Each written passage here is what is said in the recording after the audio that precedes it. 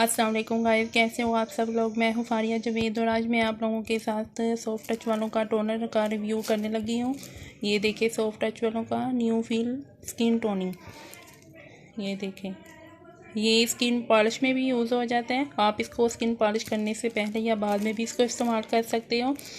इसके मुझे बहुत अच्छे मिले हैं। ये मेरी तीसरी बोतल है जो मैं यूज़ कर रही हूँ, तो आप भी यूज़ करें और मुझे बताएं कि आपको कैसा लगा। मेरे चैनल को सब्सक्राइब भी कर दें और लाइक भी कर दें।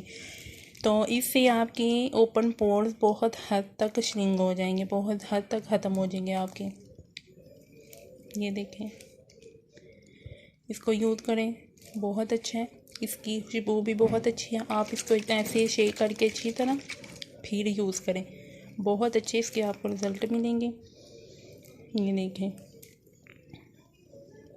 मेरे चैनल को लाइक भी कर दें और सब्सक्राइब भी कर दें। अल्लाह हाफिज़।